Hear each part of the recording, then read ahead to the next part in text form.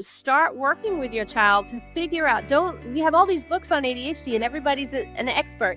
And you talked about social media, but 80% of the stuff on social media is wrong. You have to look at your child as your child. And what is the beauty in your child in the midst of your stress? Like, this person is driving me nuts. But some of the most creative people on this planet, some of the Fortune 500 companies, most of those are run by people with ADHD. We have strengths. We just don't always fit in the world the way that we should. Hi, it's Kate from ADHDkidscanthrive.com. Before we start, I want to address the fact that I know how overwhelming it can feel to parent a child with ADHD. The questions, the challenges, the desires to give your child the best possible chance to thrive is a lot to carry for parents. That's why I want to share my journey with you through my book, How We Roll: A Parent's Journey on Raising a Child with ADHD. I've had the privilege of helping many parents like you navigate the journey of raising a child with ADHD. We've worked together to create brighter paths. All my experiences, practical tips, heartfelt insights are narrowed down into this book. To help you get started, I've made the first 3 chapters of the book available to you for free. You can check out through the link in the show notes below.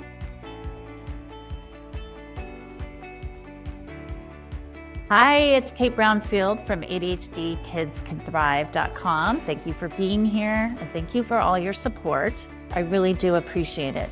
I am your host of the ADHD Kids Can Thrive podcast. I am also an ADHD parent coach, author, and parent.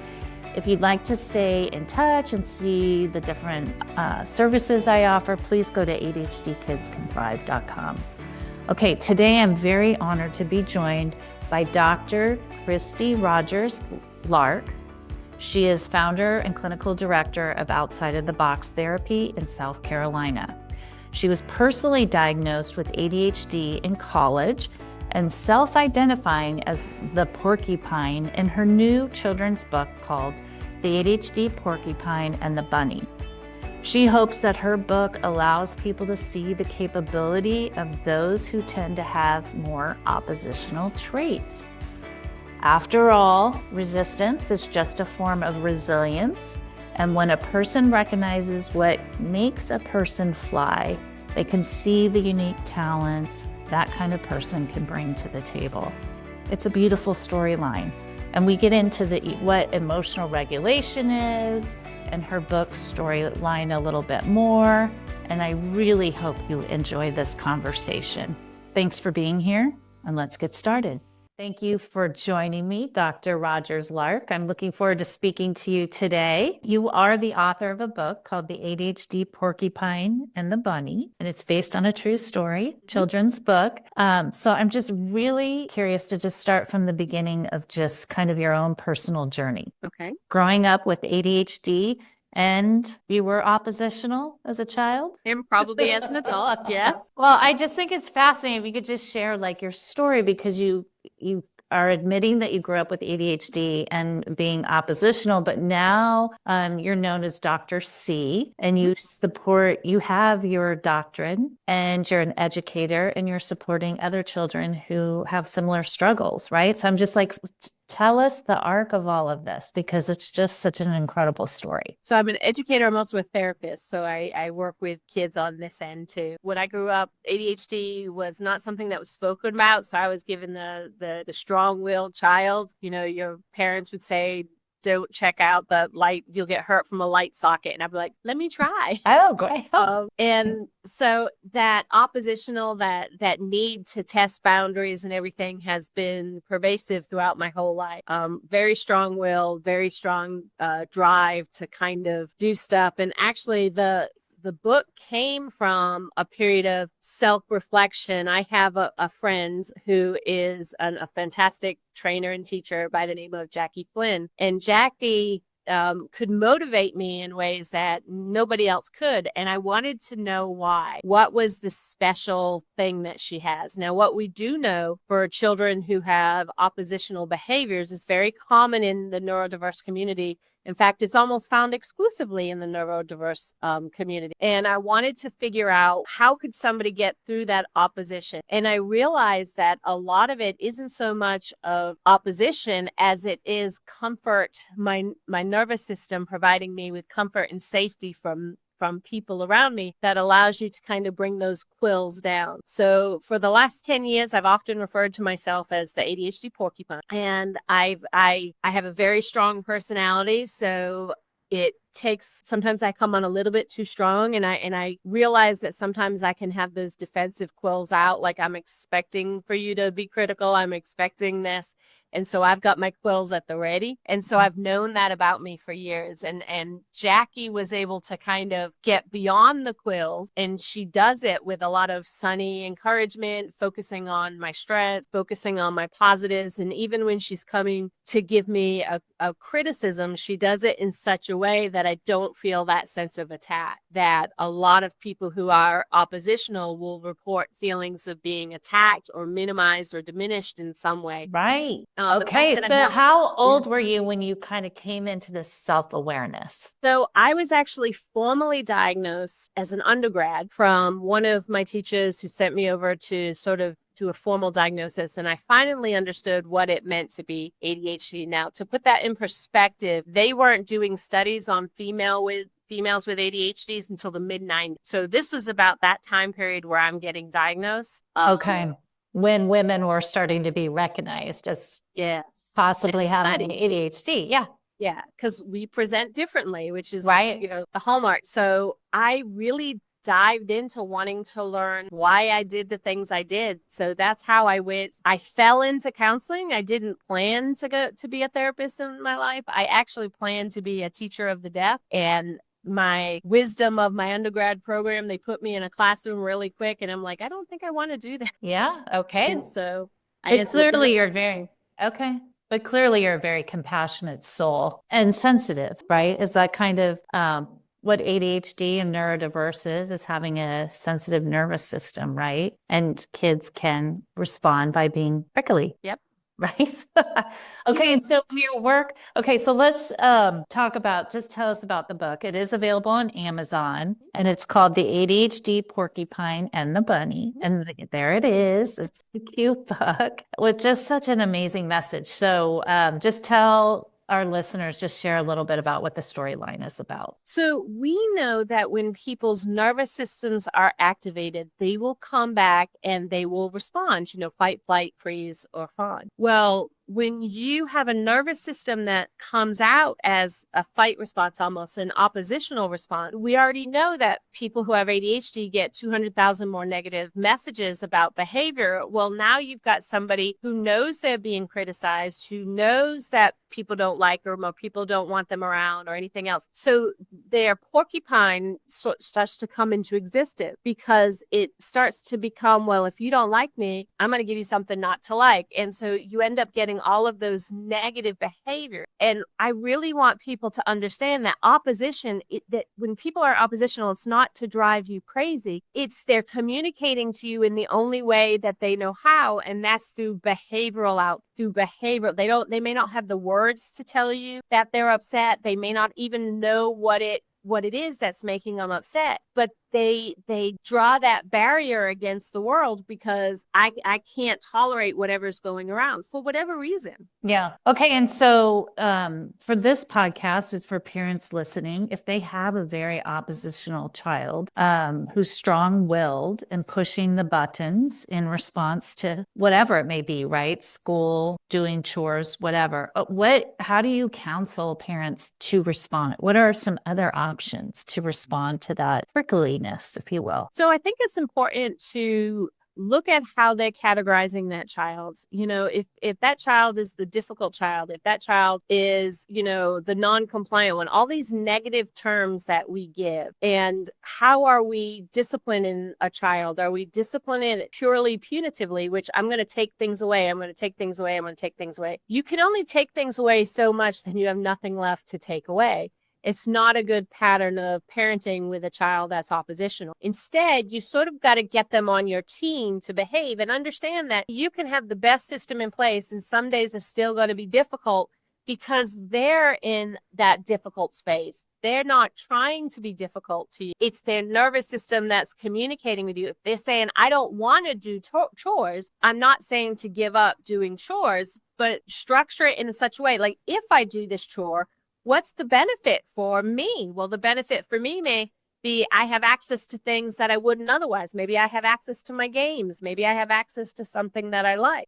I tell parents here, and I'll say, good behavior gets you good things, and bad behavior gets us nothing. And that's true even in life. Right. That we have to understand.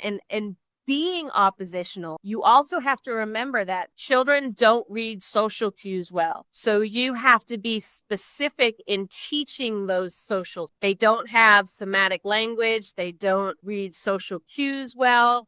There's so many things that, a neurotypical child, when you start comparing them, they're different, and you have to allow for those different. Yeah. Okay. So now I want to know more about the bunny. So how was the bunny with So the porcupine that kind of changed the whole dynamic, right? Yeah. So the bunny came in, and she is very much a goodness and light, positivity the whole way. And she would notice and she would recognize the things that she felt that I did well at. Like, for example, she's the one that one day we were having a conversation and she found out I wrote. And so I shared with her some of the writing, and she's like, wow, I didn't know you knew how to do that.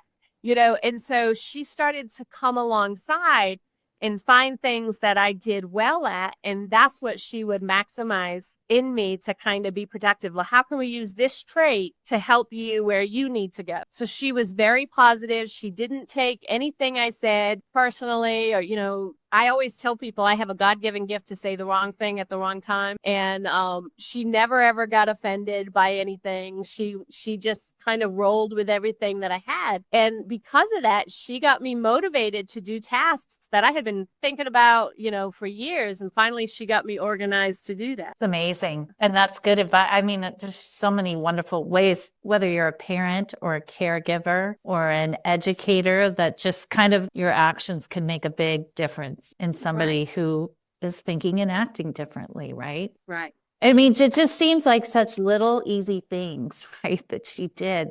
These aren't like really developed skills that she had to acquire to help you find your way, right? It was just really kind of nurturing the best of you. To see beyond the quills to the park. Yeah. We all it's want kind to of that seen. simple. Yeah, it is. It is, but it's also the hardest thing to just see people beyond behavior. We spend so much time. Think about, ADHD through the lifespan. How many times, might have difficulty in jobs and things because maybe you don't do the speak the way that it's supposed to do, or you don't talk a certain way. And so you get all this negative stuff on it. And so, yes, I still am the porcupine. At the end of the day, I'm still the porcupine. The difference is now I know how the porcupine functions better, so I can surround that in my life. Yeah. Okay. So do you find you seek out people who are more accepting of you, definitely. see you for who you are versus a behavior that you've shown? Okay. Yeah. Somebody who challenges me too. I don't want a bunch of yes people. Yeah. I want somebody who, even when they're giving that criticism and, hey, you need to do this, you can see that at the end of the day, they know who you are. Yeah. They're doing it in a loving and kind way. Right. So how would you support parents who, though, but they have to get this done, right? Let's say homework, school is I feel like that's the urgency for between parents and kids. And when a child is becoming very prickly, how does the parent navigate that in that moment, in that period of time? Okay. So if the child's having a hard time with homework, for example, is it the homework you're battling with? Is it the fact that they're having problems with their teacher? Is it a fact that they don't understand the information, but they don't want to tell you they don't understand the information because they don't want to be, perceived as, stupid or whatever? So they're acting out. And what happens when a child acts out like that, they're sort of taking their problem and they're making it external in a behavior. Very few children act out for the pure joy of acting out. They're acting out for a reason. And so I usually encourage parents to kind of monitor behavior and see how behavior is. And okay, they don't want to do homework. So the thing is, I need you to do homework. I'm going to give you some choices in how you do. So you need to complete your homework before you watch TV or before you play a game or whatever. I don't care if you sit down in one slot. I don't care if you get up every 15 minutes and walk around. Do whatever you need to, but this is the limit on where I'm willing to go. Yeah. Okay. And then be consistent, because if you're not consistent, porcupines will find the weakest link. That is a fact. They're very smart. Yeah. They know how to navigate. Yeah. Yep. Okay. So I think it's interesting too. Social media has really kind of raised awareness around neurodiversity, ADHD, and all of this stuff. It also is creating a little bit of confusion, especially when it comes to emotional dysregulation, oppositional defiance. And then now we got this word PDA that's kind of coming in, and parents are defining this themselves, right, with their child. What would be your wisdom and expertise around a child who is acting like I actually like the word porcupine better, but how would you suggest parents kind of navigate this? And it's really coming down to a child being very difficult. A parent is finding the child emotions very difficult to navigate. So what would be kind of your guidance around that for parents? So we got to see where that emotional dysregulation is. Sometimes kids are very sensitive, so they can be very dramatic. Sometimes they're dysregulated in response to something they think or that they see. And so whether a child has PDA or they just want to be a little bit prickly that day, the fact is our job as a parent is to raise children that will one day have to go to work. So you may not want to do your homework, but if you go to school, I need you to pass, so I need you to do this stuff. But maybe I can give some flex on the fact that your room isn't so clean, because your room not being clean is actually my trigger, and I've got to work on my trigger. So how can we come to this? Like, I'll let you have a clean room, except you have to clean once a month. That's all I ask. Figure out what your points are so that you can tell them there's certain things I'm willing to be flexible on. Like, I have a ADHD child myself, and I used to tell them all the time, there's certain things I'm very flexible on and I'm willing to be flexible on. And then there's things that I'm not. Right. Because when you leave here, you're not going to go to a job and say, hey, I think I want to show up at 10, even though it started at 9. Right. So that's not going to serve there as adult, right? Right. My job as a parent is to teach you how you can get ready to go to that job at 9. Yes, because you got to show up on time for work, but you don't necessarily have to have a spick and span bedroom. Correct. To be able to live a good life. Right. But those are the things that you have to determine as a family. That's great advice. Okay. And then you've talked a little bit about developing motivation and emotional regulation in the home and the school with their child. As we wrap up, what would be your words of wisdom for parents who are on this journey? So motivation is a little bit hard, and there are components of ADHD that really can make that a struggle. But people will often work for things that are important to them, whatever that is. And so you have to figure out the thing that is important to them. But our job is also to teach people strategies. What works for you? I had to figure out as an adult the things that work out for me. And I'll give you a good example. People talk about fidgets were a big thing, and then now you don't see fidgets. But the reason why they fell out of favor, especially with school, is they got noisy and you were looking down at them and you were doing everything else. But you can get little fidgets that have no sound. Yeah, what is that? Like material? This is actually a monkey noodle. Oh, okay. You can buy a whole pack of them on Amazon really cheap. And so they can wrap it around the hand. The only rule that I give to kids when they have this is they can't hit anybody else with it. Yeah. Okay, and it's quiet and it's stretchy and high tip. They can put it in their pocket. They can do all kinds of stuff. So start working with your child to figure out, we have all these books on ADHD and everybody's an expert. And you talked about social media, but 80% of the stuff on social media is wrong. So you have to look at your child as your child. And what is the beauty in your child in the midst of your stress? Like, this person is driving me nuts. But some of the most creative people on this planet, some of the Fortune 500 companies, most of those are run by people with ADHD. We have strengths. We just don't always fit in the world the way that we should. Right. I agree. I really think that, we need neurodiversity to help evolve the world into the place that it really should be more like. Yep. It's good Yeah, advice. That's the point with the book is I want people just to see the person, not the oppositional. Like I said, I had that God-given gift. I want people to see beyond sometimes my inability to say the perfect thing. You are valid, you are good, you are this. Even as a therapist, sometimes people come and say, well, you're supposed to do it this way, you're supposed to do it this way. And I could say, if I really stunk at it, I wouldn't have people coming back in, or I wouldn't have a waiting list. I'm not fitting into your world definition, and Right. that's okay. Right. It's okay to be different. It's okay to be different. Very empowering. That's what I was hoping for. Yeah. Yeah. I think it's a great book to read to your children, but also the parents to read with their kids, right? Great, great message. Do you But have it's also good anywhere. Businesses, anything that, hey, you may have this team member that's driving you nuts. There's a purpose for that. Let's look beyond that. Right. Be patient, be kind, kind of look beyond and right. And focus on their talents and the things that they bring to the table. Right. Mm-hmm. That's the priority. Okay. I love the message. It's great, Dr. C. You are welcome. Such a pleasure to talk to you. Yes. And I'll put the link to your book. It's only available on Amazon, or is it available? It is only available on Amazon. We're trying to get it up on Barnes and Noble now and some of the other forums. Part of that is my fault because I have to readjust some stuff and give it back. And I just haven't, it's been crazy. So I haven't done it yet. Yeah, that's good. Well, I'm really excited for you. It sounds like it's a well-needed book with a well-needed message. And just the illustrations alone give a great example of the approach.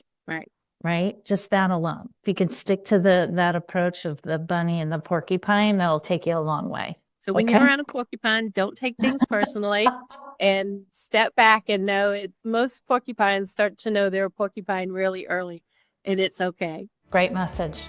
Hey, it's been a pleasure to talk to you today. Really appreciate it. You too. Yeah, great.